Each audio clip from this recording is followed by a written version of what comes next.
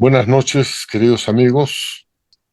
Vamos a comenzar la sesión del día de hoy, que como ustedes saben, según se han recibido la invitación, está concentrada en el debate sobre alianzas y partidos en el proceso electoral. Hemos creído importante considerar este tema por la controversia que se ha desatado por la participación indígena o la demanda de la participación indígena a través de sus propias organizaciones, pero sobre todo porque ya se ha cumplido la primera etapa de partida del proceso electoral de este año, que es el registro o inscripción de las alianzas y partidos. Seguramente todos han seguido la información.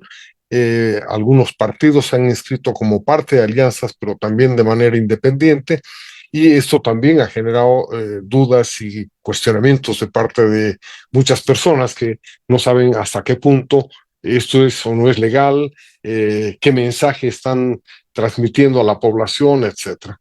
Y nos interesaba también que consideremos la posibilidad de analizar más o menos a qué eh, familias ideológicas o a qué patrones ideológicos pertenecen los distintos grupos, alianzas y partidos que se han registrado, para tener una idea inicial de cómo se está formalizando ya un panorama que era hasta ahora extraordinariamente abierto y muy amplio. Para esta ocasión hemos invitado a Gonzalo Mendieta, que es un abogado y columnista muy conocido y apreciado también en este círculo, porque lo hemos tenido ya varias veces, tanto como panelista como en calidad de moderador en algunas ocasiones. En segundo lugar, tenemos a María Teresa Segada, que es politóloga, es profesora de las universidades San Simón y Católica e investigadora del CERES. Y finalmente a Pablo Javier Dehesa, que es director de Animal Político y de Economía y Negocios en La Razón, y un conocido analista y politólogo con base en Santa Cruz. Así que eh, afortunadamente tenemos hoy, además de representados, tres ámbitos del conocimiento y del debate bastante amplios y muy bien representados. Tenemos a las tres grandes ciudades del país y a todo el eje urbano nacional para participar en este evento. Quiero agradecer nuevamente a Gonzalo, a Marité y a Pablo por su participación, y a todos los demás amigos quería además compartirles la información de que a partir de esta semana hemos empezado a publicar en El Deber, casi con unos días, unos pocos días de posteriores al evento, un resumen, una síntesis de nuestro evento, en la intención de llegar a más gente y a más público y tratar de difundir un poco más la riquísima producción e intercambio de ideas que se produce en este evento, precisamente gracias a ustedes. Sin más preámbulo, entonces voy a cederle la palabra para comenzar a Gonzalo Mendieta, a pesar de que él quería ser el último, pero le damos el privilegio de ser el primero en referirse al tema de hoy. Gonzalo, tienes la palabra, te escuchamos, adelante. Gracias, Roberto. Los últimos serán los primeros. Nunca más pertinente. Eh, yo quiero referirme primero digamos, las controversias legales que se han ido teniendo en estas últimas semanas, porque creo que a veces se habla de cosas diferentes y por lo tanto se termina mareando los que hablan y peor los que escuchan. Porque pasan tantas cosas en este nuestro país que uno se olvida, pero en el acuerdo de los partidos celebrado en febrero ante el Tribunal Electoral, una de las peticiones era que se consigne la necesidad de paridad de género en los binomios electorales, ¿no? Entonces, yo no sé, he visto algunos candidatos quejándose, pero da la impresión de que se olvidan fácilmente de lo que han discutido. Me parece más complejo el asunto de las organizaciones indígenas porque la Constitución no establece una prelación entre partidos y las organizaciones, las pone en el mismo nivel, y aunque evidentemente dice que la ley regule, y tenemos ahora la ley que dice que esas organizaciones solo pueden poner candidatos para las subnacionales, pero la ley en el fondo está estableciendo una jerarquía que la Constitución no. Entonces ahí sí creo que, por lo menos en términos formales, podemos discutir aparte la racionalidad, digamos, de poner a los partidos junto a las organizaciones, pero para hacer eso deberíamos hacer un examen crítico a la Constitución que bien se merece. Pero el hecho es que el constituyente ha decidido incorporar a las organizaciones indígenas a la par que los partidos y no ha establecido un orden jerárquico entre esas organizaciones. Entonces, pedir la inconstitucionalidad de una ley no parece tan aberrante. Ahora, lo siguiente es que, ¿qué pasa con los efectos? Porque creo que todos estamos discutiendo un poco con la inercia de lo que pasó en las elecciones judiciales. En las elecciones judiciales hemos tenido maniobras, contramaniobras, leyes, declaraciones del Tribunal Constitucional que han desordenado todo.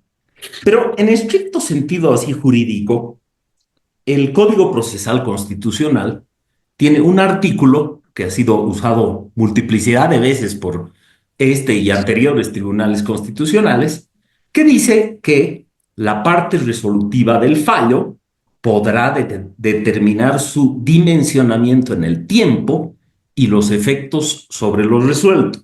La redacción es bastante abstrusa, pero ¿qué quiere decir? Quiere decir que cuando se declara, por ejemplo, la inconstitucionalidad de una ley, como podría ser este caso, el tribunal puede determinar que los efectos surtan respecto, por ejemplo, de un futuro proceso para no perjudicar el actual. Entonces, ¿qué sería lo más lógico que ocurra? Hoy lo vi al doctor Hasenteufel diciendo que ellos no iban a conceder los pedidos de las organizaciones que habían recibido, entre ellas de la CIDOB, y que probablemente si el tribunal se pronunciaba, lo harían para un futuro acto electoral, no para este. Ahora, obviamente, lamentablemente eso no depende tanto de Hasenteufel y del Tribunal Electoral como de lo que finalmente haga el Tribunal Constitucional. Pero como digo, si uno viera con objetividad, diría en el caso de Guaitari, no le veo sustento, en el otro le veo más sustento, pero el tribunal perfectamente puede no alterar la convocatoria a las elecciones ni todo lo que ya ha ocurrido, y no solo por el asunto del principio de preclusión, para el que el propio tribunal en ese acuerdo de febrero pidió una ley expresa que tampoco se ha aprobado, pero por lo menos ese principio sí está en la ley del régimen electoral. Y quisiera referirme a una cosa más que ha tenido que ver con las polémicas sobre las encuestas, en la que veo también que se discuten cosas distintas. Porque una discusión era la del precedente del 2015, de las candidaturas del Beni, en particular la de Ernesto Suárez, los demócratas, que fue sacada de la cancha aplicando una norma draconiana que establecía que al hablar o difundir encuestas descalificaban a la organización y a sus candidatos.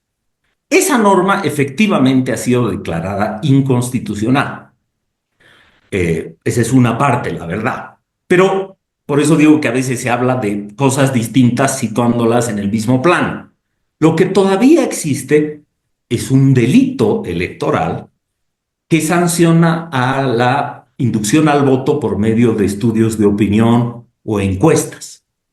Y es un asunto que no conoce el Tribunal Electoral, a diferencia de lo que ocurrió con Ernesto Suárez y compañía. Esa era una sanción que sí imponía el Tribunal Electoral.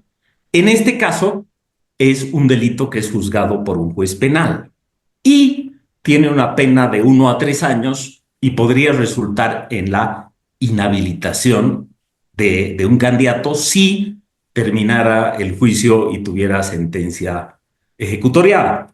Creo que en vez de la discusión hace unas semanas se trenzó entre los que decían esa norma ya no existe y los que decían, no, pero es delito y no se puede hacer, cuando creo que parte de la discusión pertinente tenía que ver con que, ok, si fuera delito, habría tiempo para que ese proceso penal concluya hasta antes de las elecciones y pueda impedir o descalificar a algún candidato. Yo creo que no. Pero bueno, cierro ahí estas cuestiones de índole legal para centrarme ahora en lo político. De las inscripciones podemos sacar algunas conclusiones como el estallido del bloque de unidad, la incertidumbre sobre qué pasa con Evo o Andrónico, qué pasa con otros candidatos que han suscitado polémica igual, Chico en el MNR, Jaime Duna aparentemente con el partido del señor Uriona, que es justamente de la yacta. Pero yo diría que hay algunas cosas que han pasado estas semanas y me parece que se ha roto una convicción que parecía bastante acentuada hace un par de meses o tres. Creo que algunas convicciones opositoras daban un camino de certeza. Por ejemplo, esa noción de que el ciclo del MAS ha concluido, que la oposición va a hacer gobierno en noviembre, que la cuestión étnica está acabada, es una discusión pasada, que ya no arrastra a nadie, y que el país va a aceptar aliviado el ajuste económico que proponen en general los opositores con distintos matices, ¿no? El bloque de unidad ha estallado, a mi juicio, en dos corrientes. No es solo un problema de personas, que lo es también. No sé quién hubiera supuesto que Samuel y Tuto iban a entrar en la misma sala juntos y contentos. Realmente es una presunción que va incluso contra la historia de ambos, pero está claro que al inicio, en los acercamientos de Samuel con Camacho, su foto con Bukele, sus alusiones a Milei, parecían los dos compitiendo por la facción liberal conservadora. De Tuto casi no tengo que decirlo, pero creo que representa ese espectro del votante. Y en diciembre, Samuel hace, digamos, un giro y decide entroncar con la socialdemocracia, digamos, a la que pertenece y con distintas eh, ramas que yo creo que lo ubican desde el centro a la centroizquierda. Y la verdad es que cuando uno ve la foto de su proclamación, ve, digamos, también a lo que yo llamo con un granito de sal, la centroizquierda blanca, ¿no? Creo que eso está presente ahí. Por otro lado, creo que con excepción de los radicales libertarios, en la coalición de Tuto, sí, hay desde un espectro, desde la centroderecha hasta la derecha, desde liberales hasta francos conservadores, y también podemos encontrar un ingrediente de presencia regional distinta, ¿no? O sea, Tuto apoyando apostado y copado las mayores parte de las figuras cruceñas, y Samuel con un brazo ortopédico, porque su coalición se sigue viendo un poco de centroizquierda, o digamos, si uno quisiera decir la resurrección del MIR, pero tiene un brazo ortopédico, que es Camacho. Y Camacho es el brazo ortopédico para disputar Santa Cruz, que es una fuente de votos opositores enorme. Eh, Creo que además, digamos, de estas connotaciones de cada una de estas fracciones del bloque de unidad o del antiguo bloque de unidad, la narrativa de la ruptura ha sido perdida la batalla narrativa por Tut. Porque si uno se pone, digamos, de investigador privado o no tan privado, si ve las afirmaciones de Amparo Vallivian y de Carlos Mesa y su actitud subsecuente, parece que le echan la culpa a los dos, ¿no? Pero evidentemente el argumento jurídico de Tuto fue insuficiente. Yo creo que si uno tuviera que ver retrospectiva, era mejor que asiente su decisión en un reclamo político. No sé, lo que ha dicho después, por ejemplo, ¿no? Que Samuel retrasó las encuestas, que gastó mucha plata en la fase anterior a las encuestas para ganar unos puntos, etcétera. Pero creo que esa batalla narrativa la ha perdido. Ahora, pensando en lo que ha ocurrido con Manfred, que hace unos meses estaba de puntero y hoy viene declinando, faltará ver, por ejemplo, cómo van a sobrevivir todos estos candidatos de oposición, al menos los tres, Manfred, Samuel y Tuto, a la campaña negativa que creo que se viene y de la que estamos viendo algunos indicios ya. Porque quizás Manfred y un poco Samuel tienen alguna aspiración de disputar un cierto voto decepcionado, ese voto oscilante, digamos que alguna vez ha votado por el MAS. Yo creo que Tuto más bien tiene una esperanza polarizadora, pero entre Samuel y Tuto disputan un electorado que en algunas porciones grandes es común. Entonces, digamos, la guerra entre ellos puede ser una guerra bastante más ácida que la guerra que veamos respecto del MAS. Y aquí a mí me ha hecho mucho recuerdo lo que ha estado pasando. Hemos visto estos episodios recurrentemente en todas las elecciones desde el 2005, digamos, la aspiración de un bloque de unidad y siempre uno o dos candidatos o más yendo por libre. Pero en 2014, por ejemplo, los demócratas tenían la firme intención de apoyar a Luis Revilla como el candidato joven, que en ese momento tenía, digamos, un prestigio que hoy no conserva, y la verdad no sabemos si por razones justas o injustas, considerando la justicia y cómo ha obrado el MAS con la justicia y los opositores. Pero en ese momento él era el candidato joven, era un candidato, claro, que podía oponer algunos atributos y era menos bombardeable que los otros dos, pero Juan y Samuel compitieron por el favor de los demócratas, ganó Samuel, pero si lo vemos estratégicamente, probablemente la oposición perdió la oportunidad de ofrecer un rostro nuevo y que frente a Evo, etcétera, además, alcalde de La Paz, tenía sus, digamos, de un partido de centro izquierda, etcétera, ¿no? Entonces, ahora eh, tenemos una oferta económica y de ajustes de los dos principales candidatos de lo que era el bloque de unidad.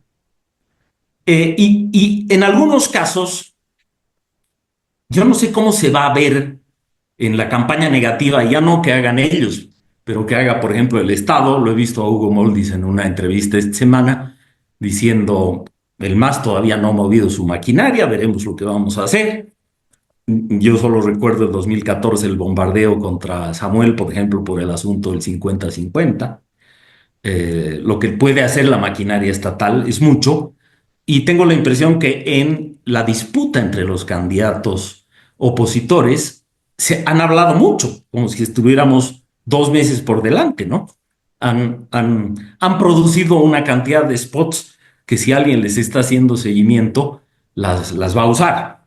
Y además suscitan algunas preguntas. Tuto habla, por ejemplo, de la necesidad de 12.000 millones de dólares para el ajuste. Entiendo, dándole el beneficio de la duda, que no cree que esos 12.000 alguien los va a desembolsar de un solo saque, pero si uno ve, por ejemplo, lo que presta el Fondo Monetario son 6 veces cuota. En caso de Bolivia sería 2.000 millones, ¿no? Con algo más de endeudamiento multilateral, pero es difícil llegar a ese monto. Y si uno analiza la pegajosa consigna de los 100 días de Samuel, dice, ¿qué va a pasar el día 100 de ese gobierno? Eh, Todo esto le ha dado un espacio a que hayan apuestas por la renovación, Jaime Dun, Rodrigo Paz. Rodrigo, o sea, creo que ocupa un lugar parecido en cuanto a familia política que el de Samuel. El hecho es que no se lleva. Y Jaime Dun, yo creo que le robaría voto desde la derecha a Tuto. Pero lo que vamos a tener es entonces unos comiéndose el espacio de otros. Y si pensamos en Manfred, que básicamente se ha beneficiado del declive persistente de Luis Arce, pero después no ha recuperado más voto, es probable que también tenga necesidad de invadir el territorio de los otros. Y aquí viene qué va a pasar con este más implosionado. Yo esperaba, como muchos, que el día de las inscripciones de alianzas tuviéramos un pacto entre Patxi, Morena y el más oficialista. En realidad, el trabajo político de ellos parecía hacer de eso una pieza necesaria. Por lo visto, ese trabajo político no hay. Ahora, uno ve, por ejemplo, por más que Evo reniegue por las giras de Andrónico y por su persistencia en no acudir a sus convocatorias, no lo expulsa. Y por otro lado, hace unos meses sacaron desde el levismo la bandera de la renuncia masiva al MAS, pero ese proceso se ha detenido. Todas esas cosas me llevan a pensar que quizás en la forma de enfrentamientos también estamos viendo un proceso de negociación.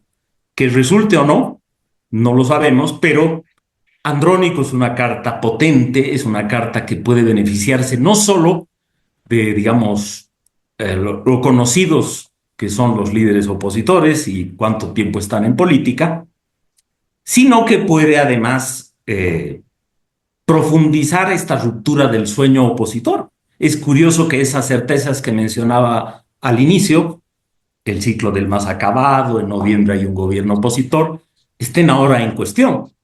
Y la bandera de Andrónico parece calzar, incluso con una foto de una Bolivia más contemporánea, ¿no? Lo leía Roger Cortés esta semana y decía una cosa que la verdad me interpela y me interpreta. Él decía, perfectamente pueden ser retratados como los señores y patrones, los señorones, de nuevo. Y yo creo que es un retrato que la izquierda identitaria, por supuesto, que va a utilizar. Así que dejo ahí, esa es mi visión inicial. Gracias.